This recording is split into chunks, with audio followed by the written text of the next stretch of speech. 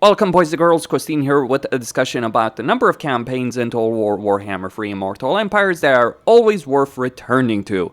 Starting with Queek Headtaker. If you're looking to enjoy a Skaven experience, forget Fraud and his individual customization of units that is more of a hassle than anything else, or Ekiclaw's awful starting position. Just play Queek. He has an awesome starting position, he's a really powerful duelist, he can go toe-to-toe against almost any other legendary lord in the game and probably win. In fact, this rodent is so ridiculously powerful that I've literally seen his AI on multiple difficulties, just being able to obliterate everyone around him, and then being like the vermin that he is, almost freakishly impossible to remove from the campaign map. You know, in the latest campaign I was playing as Krakar, I had the order types, so I had Forgrim, I had Rapunz, I had Forik, all of which, by the way, pretty solid legendary lords all around. At war with this guy, I even got Tretch to join in, and he fought them all to a standstill. I had to dedicate substantial forces to be able to defeat him, and it certainly wasn't an easy affair. But what makes Queek such an absolute nightmare, and what makes his campaign so freakishly awesome? Well, to begin with, it's a very simple campaign that you can understand. You get more chieftains, you get upkeep for storm vermin and clan rats. You are actually the best at using storm vermin in a Skaven campaign. Forget Tretch and his various storm vermin benefits. Queek's storm vermin, well, to begin with, they're actually easier to recruit with the Crimson Guard. It does require Queek to be in a particular province, but then again, Skaven can get a ludicrous amount of local recruitment capacity, so in a couple of turns you can get a couple of stacks of storm vermin very, very quickly, if it is the right province. And then you start looking at things like frenzy, loyalty for warlord recruits at the cost of Graciers, though Graciers are not especially great, armor for Skaven slaves and clan rats, casualty replenishment, as well as control in all provinces. So Queek is the ultimate Skaven warlord in a campaign. He is just great at the job.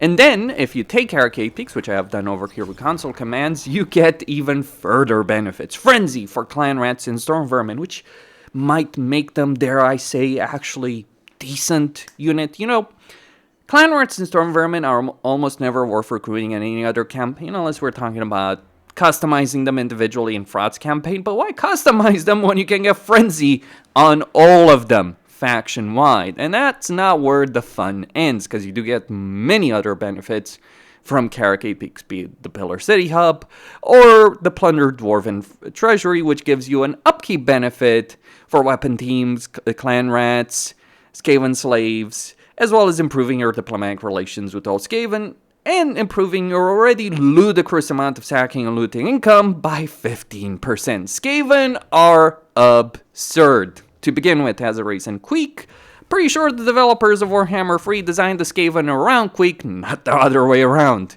They didn't design Queek around the Skaven, they made Queek. They made the Skaven for Queek. Squirrel was just a secondary concern for the developers of Warhammer 3, kind of like how Teclis was a secondary concern or a non-existent concern for the High Elves. That is Queek in a nutshell. But here's the thing. Skaven, although a powerful race, do have certain weaknesses with specific provinces. Rather, what I mean, that in order for Skaven to be good in a campaign, they do need provinces that hold at least 3 regions, ideally 4.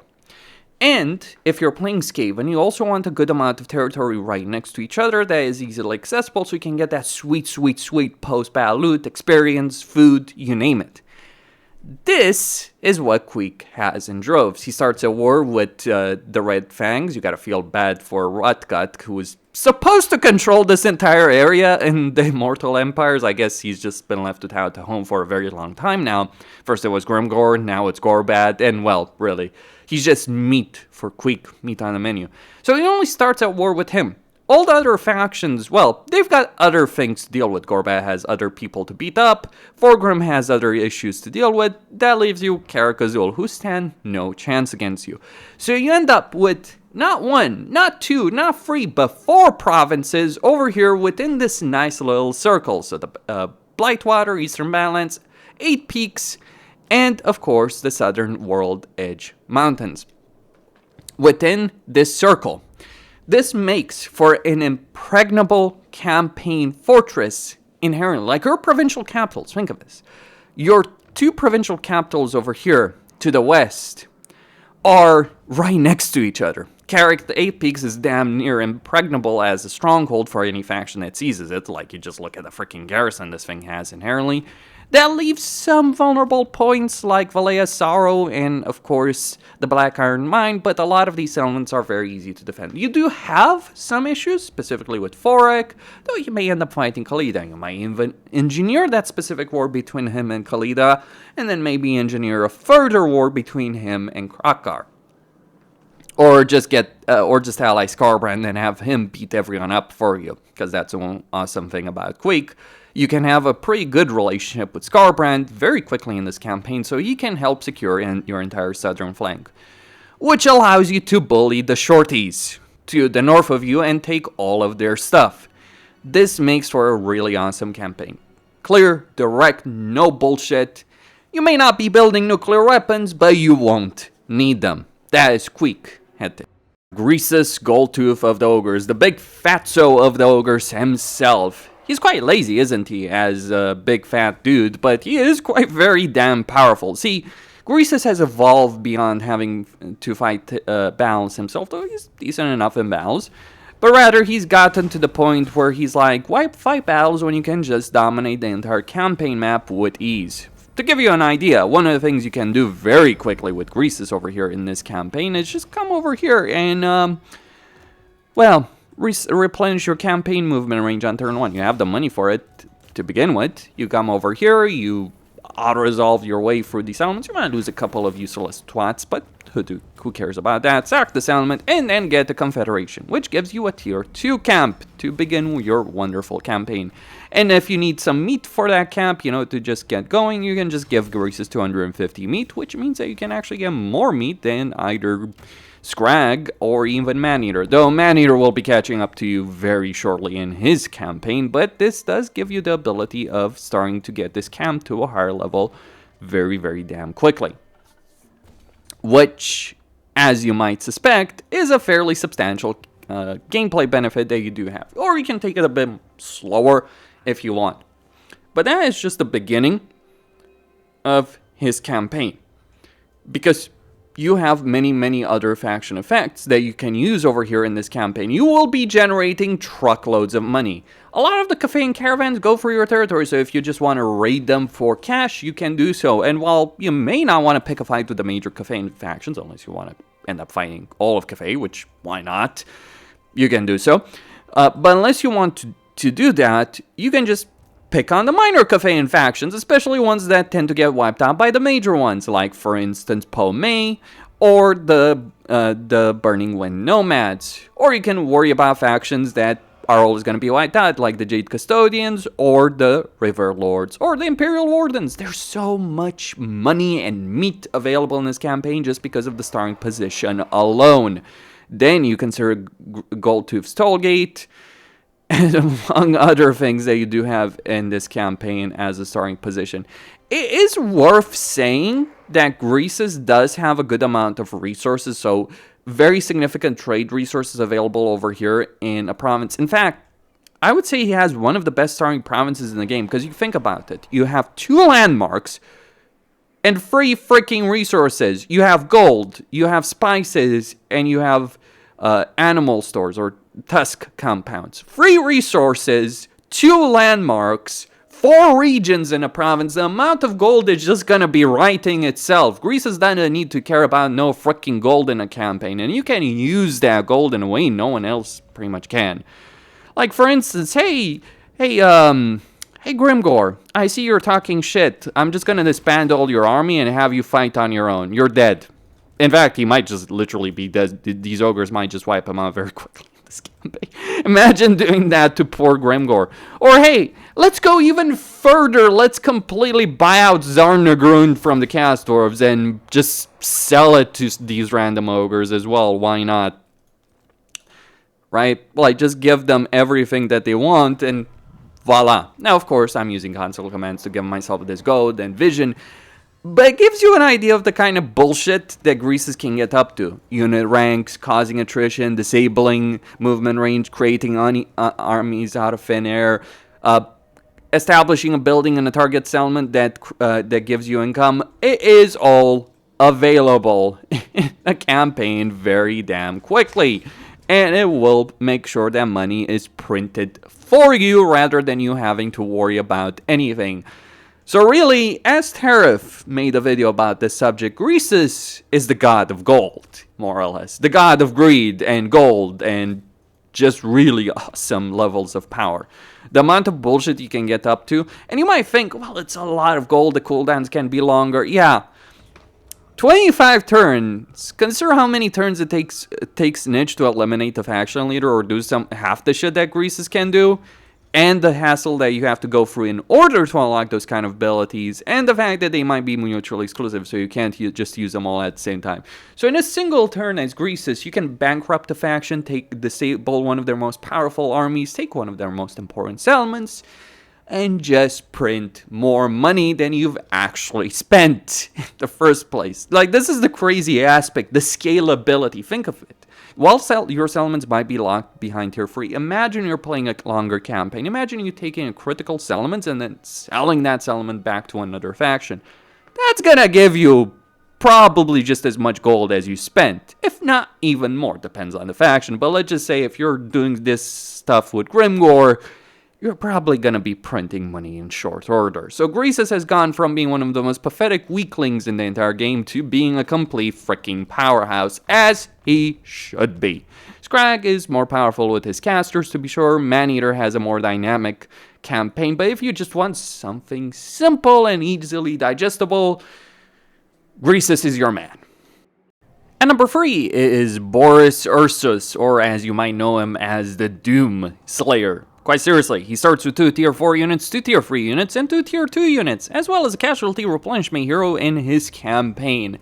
That already gives Boris Ursus one of the strongest starting armies in the entire freaking game, and it's gonna get better from now on. Because you see, Boris is a force of nature. He gets supporters for both Orthodoxy and Dice Court by fighting Chaos. Guess where he starts and what his campaign objectives are?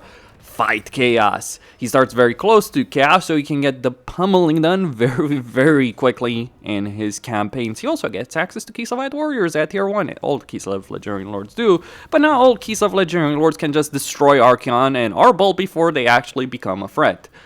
Boris absolutely can.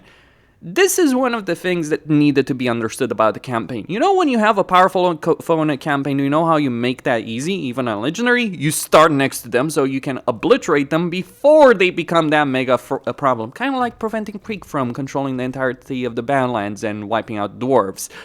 That is the goal over here.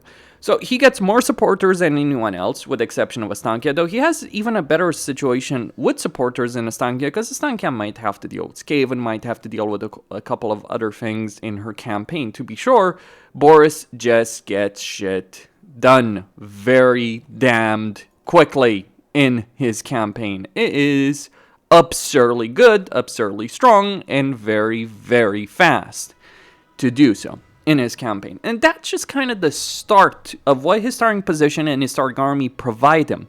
But then you consider other things. He gets more campaign movement range. He gets a diplomacy benefit with Ice Court so he can more easily confederate Catherine. He gets a construction time of -1 turn for provincial capital settlement buildings. This might as well translate into you get more growth than all the other legendary lords of Kislev combined benefit. Because you see, provincial capitals are the main drivers of growth in any campaign. And speaking about that growth, Boris also has some other benefits in his campaign with respect to growth. He does get Resettler as a skill, which not only gives him 10 growth in all provinces, which already buffs his significant growth benefit even further, but he also can take ruined settlements at no cost. And then you add in various other benefits that Kislev has with regards to colonization for the supporter system, and you get the guy that can tear down everything in his path and then rebuild it like there is no tomorrow. And then you can use the load save character system to get yourself even more benefits. Campaign movement range, logisticon. Those kind of benefits that are really damn strong to use in a campaign and confer to you a huge level of power. That is what Boris Ursus has on offer. A bit easier to understand as a campaign, and certainly not the faffing around that Catherine and Castalton have to deal with, or the tedium of Astankia creating buffs every single turn. To be sure, Astankia does have her own benefits, but it's kind of telling that Papa and Grandma are the ones kicking ass in a Kislev campaign, as opposed to the quote-unquote adults of Castalton and Catherine. Says something about Castalton and Catherine. Hopefully Creative Summoning will add in a balance patch that will improve their situations, but until that happens, and even if that does happen, I think it's going to be difficult for Castalton or Catherine to reach the sheer ridiculousness that Boris does have in his campaign. And keep in mind, he's just number 3 on this list. He's not even number 2. Things are pretty wacky indeed with some of the campaigns on this list.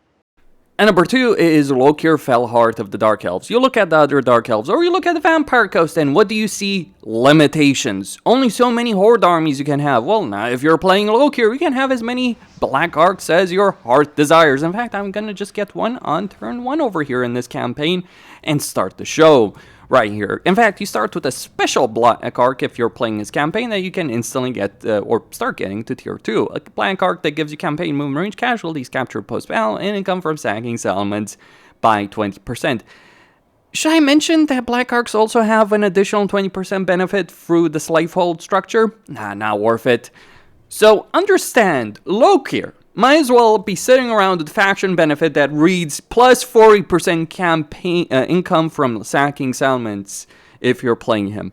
But it goes further. Much, much further. That is just the start of the wacky train that Lokhir is on, because it's gonna get freaking crazy in just a moment in this campaign. Because, you see, Dark Elves have a particular feature called instant construction through the use of slave labor. And that instant construction allows Dark Elves to get more units, more heroes available in their campaign faster than most other races. So, and beyond being able to trade for, just a bit of coin over here to get even more stuff going very, very quickly in a campaign, it is absurd. It is strong, it is powerful, and it does freaking work very quickly, very efficiently, and gets the job done. Inherently, Dark Elves are a hyper-aggressive race. So what do you get when you take the hyper-aggressive Legendary Lord of the Dark Elves and make him a faction? Well, you get a ridiculous amount of fucking nonsense in this campaign. Because you see, you get Commandment that gives you growth. You get a Diktat that gives you growth. You have an unlimited number of Black Arcs determined not by a right, but by the major ports you control. And what replaces that right to spawn a Black Arc is even more freaking ridiculous. Because you see, what you're gonna get is the sacrifice of Anathema. So remember what I said, Lokhir might as well have a posted sign that says plus 40 income from sacking settlements. He gets plus 50% from this sacrifice of Anathema. He only needs to get a measly rank 12. But then you combine that with plus 50% income from post-battle loot, plus 25% casualties post-battle, and Dark Conduit for the sacrifice of Canaan. Yes, they do stack in a campaign. While the cooldown is very long, by the time the effect is over, you will be rolling in so much cash, you could create more banks wealthier than Goldman Sachs if you really wanted to. Other factions might just be showing up to Lokhir and saying, hey, could you give me a loan please? Like pathetic little weaklings like the Vampire Coast who could desperately need a bit of coin. That is the power that Lokhir does have inherently in his campaign through a combination of rights, combination of assigning Black Arc, more Black Arcs than anyone else, which, yes, each of these Black Arcs has their own recruitment, so you can be spamming Black Arc Corsairs like no one's business. And furthermore, you get minus 50% upkeep benefit for Black Arc Corsair units for his army. He's also immune to High Seas, Reef, and Storm attrition for himself. Furthermore, if we look at his skill line, you get Black Arc growth, so you can get them to a higher level, further upkeep benefit for his army, lower recruit rank faction-wide, as well as reducing the save cost to that absurdly powerful right that Lokhir does have access to. Or, if you confederate Lokhir to the generic one that everyone has access to, that spawns the Black Arcs. Yeah, there's a bit of a ridiculous situation over here with regards to the Dark Elves, and Lokhir is loving it. Further, because we're not finished. If you think this is absurd, oh no, this is only getting started.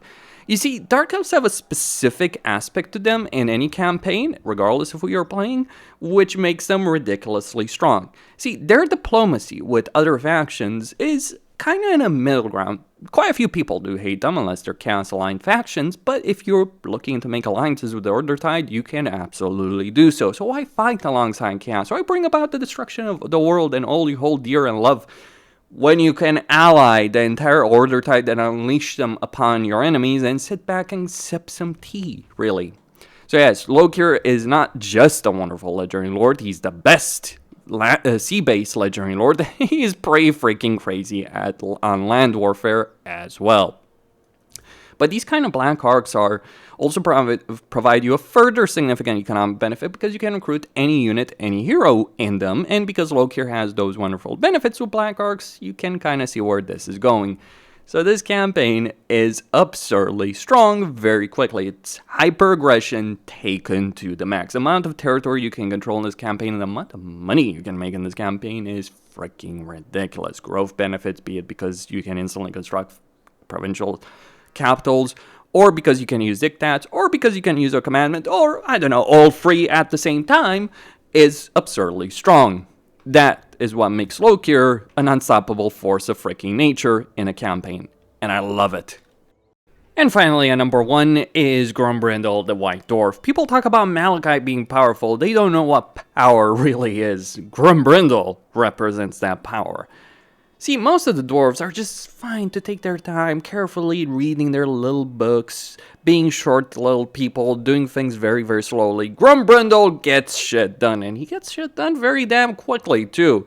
To the point that he ends up with such a ludicrous level of campaign power that I don't think anything can really compare to it. Well, maybe Morathi, but that's its own discussion in its own right, though you have Lokhir available for the Dark Elves.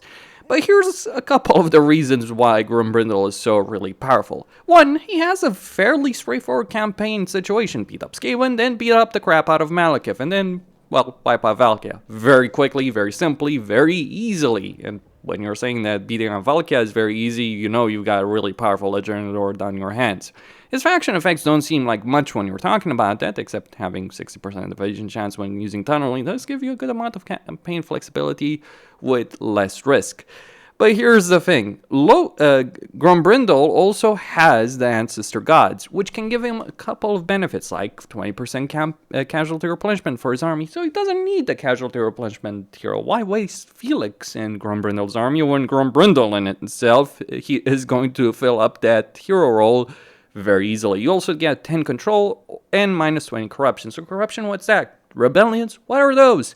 Or you can get the significant research, upkeep, and construction benefit, or buff Grombrindal's own personal and already very significant combat capability, or buff his army. On top of that, what makes Grombrindal ridiculous is nothing that I just described over here. It is actually his blue skill line, which is the most overpowered blue skill line in the entire game, and actually the only one really worth talking about as being special.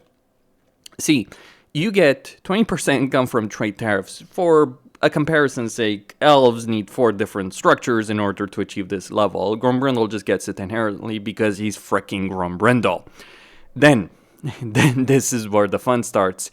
Plus 3 recruitment rank, all armies faction-wide. Minus 15% recruitment cost, all armies faction-wide. 15% campaign move range, all characters faction-wide, including armies, as well as 6% casualty replenishment, which stacks with Grombrindal's 20% casualty replenishment and any regular casualty replenishment you might have. Plus 1 global recruitment capacity, as well as getting a lightning strike at the end of all of it. That is freaking powerful. Then, if that's not enough for you, a 15% campaign movement range, just to give you a comparison, many Legendary Lords would be happy to just have 5. Grombrindal has more campaign movement range faction-wide than even Legendary Lords with a dedicated faction event have. But on top of that, he also has a reinforcement range benefit, leadership benefit, and melee defense for Quarrelers and Iron Drakes. And he personally also gets 15% campaign movement range extra. If what I'm trying to say that Grombrindal can get to the campaign movement range cap of 50% faster than anyone else, you're damn bloody certain of it. Because you see, you look at an engineer, he'll give you some campaign movement range, of course. You'll get some of that, 15%, which you can then, of course, increase. So you're looking at over 50% with just a single engineer, something that would require multiple engineers for any other dwarf legendary lord. Then, of course, engineers are themselves really powerful, but that's just the start of his bullshit in his special skill line. He gets melee defense when defending, armor-piercing weapon damage when defending, he gets vigor loss reduction of minus 50%, and yes, he has obstinacy. Vigor loss reduction is one of the really powerful benefits in battle, because the more tired your units are, the weaker they become. So when they're really exhausted, they're not going to be in a great fighting situation. But having minus 65% vigor loss reduction, and also considering some of the things you can also get over here through also some of the things that you can get otherwise as dwarves, does make Grombrindal's army really freaking good, specifically the Rune of Hearth and Home. Yeah, you understand why Grombrindal is ridiculous, but we're not done yet. Oh, no. War machines. 33% ammunition for Iron Drakes and War Machines. This does include Thunder Barges. 12 melee defense, 20% missile strength. Malachi is weeping in envy, and Thoric is, Thoric is nowhere. 35% speed for his entire army. Every unit. You know how dwarves are short, little, slow guys? Now for Grombrindal, he really elevates them. And then, of course, Grombrindal has no fear, melee defense, and unbreakable for allies in range. Yes, this guy is crazy as a dwarf. He is freaking insanely good, insanely powerful, with a huge level of combat ability that is unmatched by pretty much all the other dwarves. In fact, I believe there was a video made a while ago talking about how good or bad certain legendary lords would be in multiplayer, and this was before Thrones of Decay. And the conclusion was reached that the only one that's worth taking, with the exception of Thoric, because he's bloody Thoric, was actually Grombrindal. But you're probably better off with the generic Rune Lord. But still, Grombrindal is crazy good. He does have colossal strength. He has an entire melee skill line. He has missile block chance, physical resistance. He kind of has the damage of a Slayer with the durability of a Thane. And he's really freaking fast. You are not outrunning Grombrindal in a battle. Good luck trying to run from him. He will catch you. He will kill you. And good luck killing him. It ain't gonna freaking happen as as a situation in a campaign. So yeah, Grombrindal is just ridiculous. And then, to cap it all off, he has not one, not two, but 4 different quest battles. Each of these quest battles, if we look at these quest battles, right? I'm using the auto-resolve quest battle mod. Let's just auto-resolve this.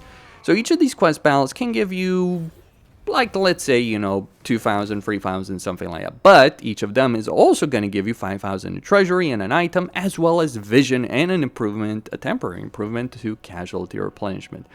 So if I'm trying to say that Grombrindal has even more absurd benefits than what he already inherently has, yes, he does. And these items are pretty decent, all things considered, like armor, ward save, wound recovery time, melee defense, physical resistance, recruitment cost, minus 10%, rune axe of Grombrindal, making him even more powerful in battle, reducing enemy leadership, reducing your upkeep, increasing your post-battle loot, reducing corruption, spell resistance, physical resistance, armor, chance of intercepting an enemy when using the underway, and the rune helm of Zufbar. Everything that's good about the dwarves, Grombrindal takes and umps it up not to 11, but to over 9,000. And what this translates in a campaign, more so than all the other legendary lords that I've put on this list, is that you can end up conquering half the fucking map in like 60 turns. Now, part of that is that Grombrindal has also a good situation of getting a lot of grudges, partly because of all those quest battles, as well as various things that he can do elsewhere. Which means that if the other dwarves are doing well, you can confederate them, get their empire added to you. And because of all the campaign benefits you're getting through his blue skill line, those benefits will apply to them as well. He's also got a good climate situation of frozen, wasteland, and mountain, which is all that we really need in a dwarven campaign. So play Grombrindal, beat the crap out of everyone, kill the elves, kill all the elves, leave not a single elf alive. A single elf is too much. That is what Grombrindal represents in a campaign.